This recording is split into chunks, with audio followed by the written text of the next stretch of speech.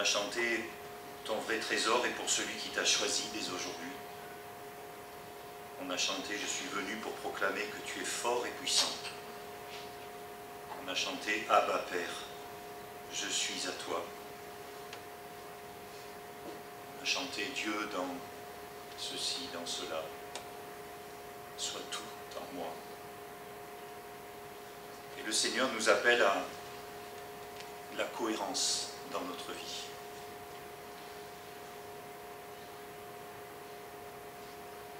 La louange, la prosternation, l'offrande, la cohérence. Marcher et nous laisser transformer par son Esprit Saint. Alors l'avantage de suivre la lecture d'un livre, c'est que un jour ou l'autre, on va forcément aborder des questions qu'on n'avait pas forcément prévu d'aborder. Et voilà, j'avais commencé avec vous l'étude du livre de Jacques. Et au chapitre 5, il y a ce texte un petit peu violent quand même. On a l'impression d'entendre un prophète de l'Ancien Testament. Tu peux l'afficher peut-être, le premier texte. Et maintenant, écoutez-moi, vous qui êtes riches. Pleurez et lamentez-vous au sujet des malheurs qui vont fondre sur vous. Votre richesse est pourrie. Vos vêtements sont rongés par les mites. Votre or et votre argent sont corrodés. Et cette corrosion témoignera contre vous, elle dévorera votre chair comme un feu. Vous avez entassé des richesses dans ces jours de la faim. Vous n'avez pas payé leur juste salaire aux ouvriers qui ont moissonné vos champs. Cette injustice crie contre vous. Et les clameurs des moissonneurs sont parvenues jusqu'aux oreilles du Seigneur de l'univers, du Seigneur des armées célestes. Vous avez vécu ici-bas dans les plaisirs et le luxe, vous vous êtes engraissés comme des animaux pour le jour où vous allez être égorgés. Vous avez condamné, vous avez assassiné des innocents sans qu'ils vous résistent. Oh. Merci. Voilà, on va lire d'autres textes qui sont plus joyeux aussi. Alors en un jour d'élection législative, il serait tentant de faire une lecture politique de ce texte. Les riches, c'est facile, sont les méchants, mais ils vont voir ce qu'ils vont voir. Il est vrai que si on s'inspirait davantage du code de vie sociale de l'Ancien Testament, donné par Dieu à son peuple, qui est basé sur l'amour de Dieu et l'amour du prochain, la vie serait différente. La répartition des richesses, les lieux de vie, les rapports humains, tout ça serait infiniment plus juste et de nature à maintenir une paix et un vivre ensemble aussi plus sain. Mais voilà, ce n'est pas le cas dans notre société. Et aujourd'hui, je ne veux pas entendre ce texte en pensant à un tel ou un tel. Je veux le recevoir pour moi. Quelle place a l'argent? Quelle place a ce que je possède ou ce que j'aimerais posséder dans ma vie? Quels sont mes rapports avec ceux qui, de près ou de loin, dépendent de moi?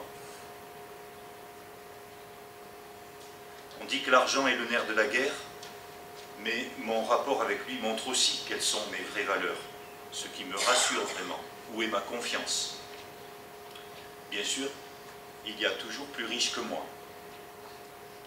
Mais je ne pense pas que ce soit le propos du Seigneur de nous comparer les uns aux autres. C'est plutôt d'évaluer et d'ajuster mon rapport à l'avoir. Il s'agit à mon sens moins de la quantité de ce que je possède que de la recherche incessante d'avoir plus. L'or et l'argent rouillent, sont corrodés. Curieux. On n'avait pas appris ça dans les propriétés de l'or et de l'argent. Il est dit juste après que c'est en nous comme un feu, l'or et l'argent. En grec, le mot rouille a aussi le sens de venin. C'est un venin. Et Jésus parle de l'argent comme d'un dieu, Mammon. il déclare aussi qu'on peut être attaché à la fois à ce Dieu et au Dieu vivant de l'univers. Il dit là où est ton trésor, là aussi sera ton cœur. Tu peux l'afficher. Là où est ton trésor, là aussi sera ton cœur. Adorer ce Dieu-là, c'est placer ma confiance dans ce que j'ai ou dans ce que je gagne, plutôt qu'en Dieu, qui me donne la santé, un emploi, du courage, et qui veille sur moi et sur ma famille. Paul va écrire à Timothée, on peut l'afficher, recommande à ceux qui possèdent des richesses en ce monde de se garder de toute arrogance et de ne pas fonder leur espoir sur la richesse, car elle est instable. Qu'ils placent leur espérance en Dieu, qui nous dispense généreusement toutes ces richesses pour que nous en jouissions. Recommande-leur de faire le bien, d'être riches en œuvres bonnes, d'être généreux et de partager avec les autres. Ils s'assureront ainsi pour l'avenir un beau capital, placé en lieu sûr, afin d'obtenir la vraie vie. Alors la générosité, vous le savez comme moi, elle est indépendante de l'épaisseur du portefeuille. Riche ou pauvre, je peux être généreux ou égoïste, radin. Et Paul oppose à cette attitude insensée d'avidité, de convoitise, qui est source d'injustice et de violence, comme on le voit là. Il oppose à cette attitude celle du contentement. Et il montre l'exemple, on peut l'afficher. J'ai appris en toutes circonstances à être content avec ce que j'ai. Je sais vivre dans le dénuement, je sais aussi vivre dans l'abondance. C'est le secret que j'ai appris. M'accommoder à toutes les situations et toutes les circonstances. Que je sois rassasié ou que j'ai faim. Que je connaisse l'abondance ou que je sois dans le besoin. Je peux tout, grâce à celui qui me fortifie.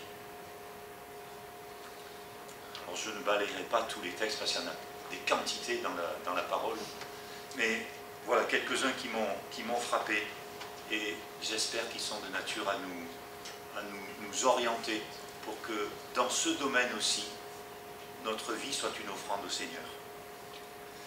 Il nous dit à tous, on peut l'afficher, la véritable foi en Dieu est en effet une source de richesse quand on sait être content avec ce qu'on a. Nous n'avons rien à porter dans ce monde et nous ne pouvons rien en emporter. Tant que nous avons nourriture et vêtements, nous nous en contenterons. Ceux qui veulent à tout prix s'enrichir s'exposent eux-mêmes à la tentation et tombent dans le piège de nombreux désirs insensés et pernicieux qui précipitent les hommes dans la ruine et la perdition. Car l'amour de l'argent est racine de toutes sortes de maux. Pour s'y être abandonnés, certains se sont égarés très loin de la foi et se sont infligés beaucoup de tourments. Et Paul va donner un principe qui a été mis en pratique dès le début de l'Église, c'est le principe d'égalité. Et c'est celui qui doit prévaloir dans la communauté chrétienne. Et Paul, pour ce faire, met en avant l'attitude de Jésus. On peut l'afficher, car vous savez comment notre Seigneur Jésus-Christ a manifesté sa grâce envers nous. Lui qui était riche, il s'est fait pauvre pour vous, afin que par sa pauvreté, vous soyez enrichis. Et il poursuit en disant, lorsqu'on donne de bon cœur, Dieu accepte ce don, en tenant compte de ce que l'on a, et non de ce que l'on n'a pas. Il n'est pas question de vous réduire vous-même à l'extrémité pour que d'autres soient soulagés. Il s'agit simplement de suivre le principe de l'égalité. Dans la circonstance présente, par votre superflu, vous pouvez venir en aide à ceux qui sont dans le besoin. Aussi, par leur superflu, ils pourront un jour subvenir à vos besoins. Voilà pourquoi on a la coutume, dans notre église, mais dans beaucoup d'églises aussi, de collecter notre offrande pendant le culte. Pourquoi aussi on a un service d'entraide, de diaconie. Alors l'offrande, elle peut être apportée chaque dimanche et mise dans une corbeille, comme c'est le cas dans le couloir. Elle peut aussi être versée par virement exceptionnel ou régulier. La loi nous permet aussi d'avoir une déduction fiscale de 66%, je crois, hein. Je ne sais pas si le trésorier confirme ça, mais des sommes qui sont versées à l'association cultuelle. Par contre, il n'y a pas de déduction fiscale pour l'association culturelle. C'est ça ou le contraire? Bon, vous verrez avec Bernard, si Olivier me dit que c'est ça. Voilà, Bernard, notre trésorier, gère ça. Une bonne partie de notre offrande permet de rémunérer notre pasteur, aussi de soutenir 3 couples missionnaires qui sont sortis de notre assemblée, et puis d'assurer aussi les frais d'entretien et d'aménagement de nos locaux, et puis d'accompagner à l'occasion aussi telle ou telle personne. Pour l'entraide, c'est Jean-Christophe qui en est le responsable. C'est à chacun de nous d'être attentif aux besoins de nos frères et sœurs et de répondre aux sollicitations particulières. Et nous mettons également à disposition le logement qui est attenant à la chapelle pour des accueils provisoires. Alors on va dans du concret, hein. Combien donner?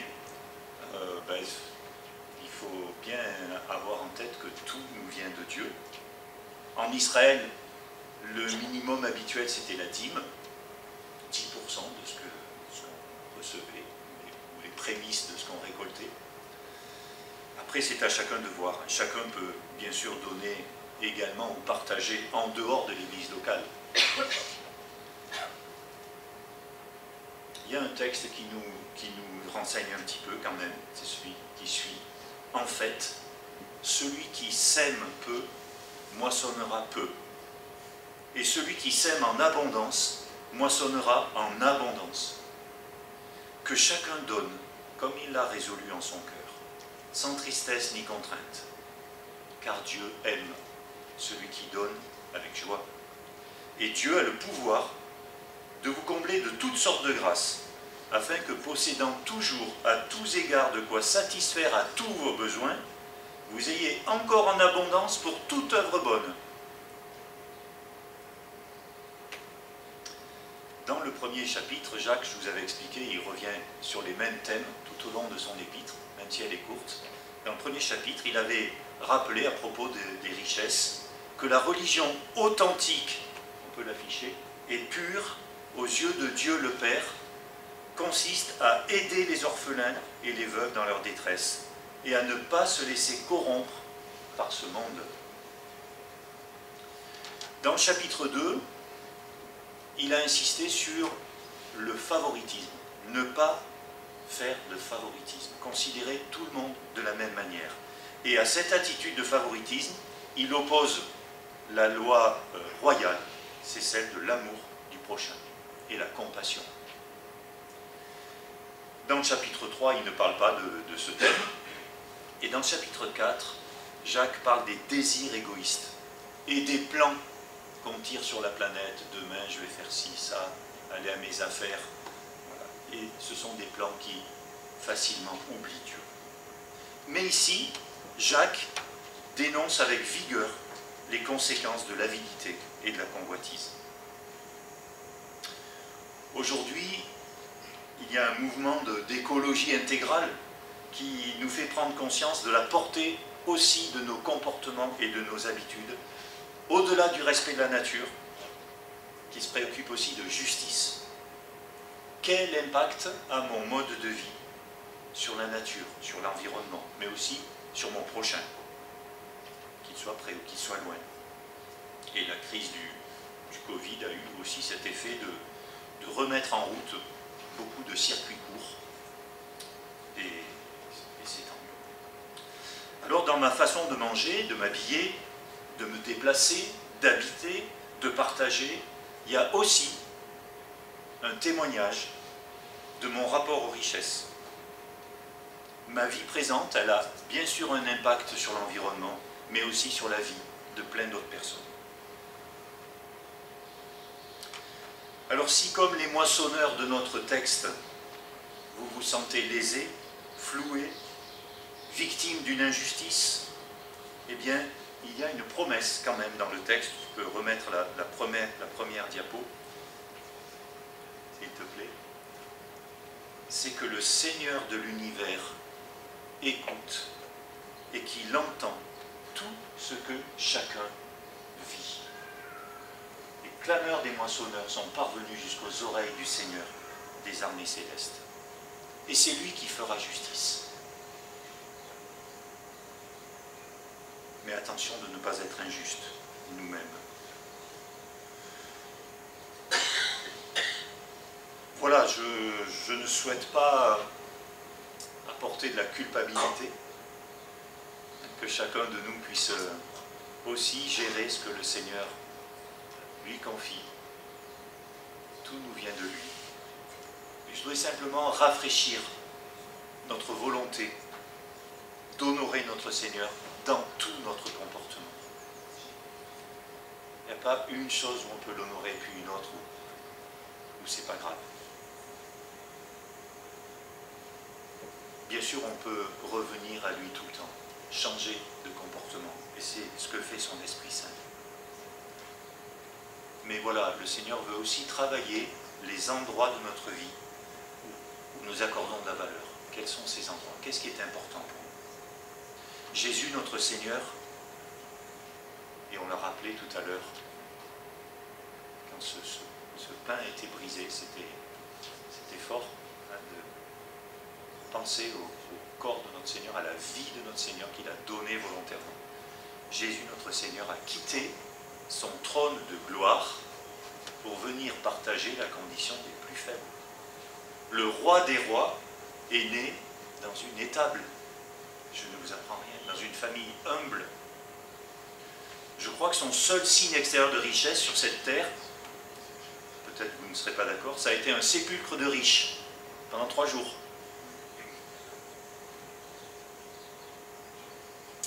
Il y a une bonne nouvelle, c'est que Dieu, par son esprit, habite en nous et nous transforme. Il nous apprend, et il veut continuer à nous apprendre la confiance, la dépendance, le contentement, l'offrande, le partage, la générosité, la compassion, la joie, la reconnaissance. Est-ce que vous reconnaissez des choses qui nous viennent de l'Esprit de Dieu? Voilà, c'est ce que Dieu veut faire en moi. Et on va afficher le dernier texte que je voudrais vous lire. C'est une parole de notre Seigneur, parce que c'est lui notre modèle ultime. C'est vrai que c'est déstabilisant de se dire que tout appartient au Seigneur et que, voilà, ça ne veut pas dire on va s'asseoir et se tourner les pouces, hein, mais ça veut dire je lui fais confiance, parce que je ne maîtrise pas ma santé, je ne maîtrise pas mon emploi, je ne maîtrise pas grand-chose en fait.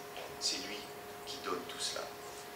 Et Jésus dit, ne vous inquiétez donc pas. Avant, il a cité les oiseaux. Il a dit, regardez, ils ne s'inquiètent pas. Ne vous inquiétez donc pas. Ne dites pas, que mangerons-nous, que boirons-nous, avec quoi nous habillerons-nous. Toutes ces choses, les païens, c'est-à-dire les incroyants, s'en préoccupent sans cesse. Mais votre Père qui est aux cieux sait que vous en avez besoin. Faites donc du royaume de Dieu et de ce qui est juste à ses yeux, votre préoccupation première. Et toutes ces choses vous seront données en plus.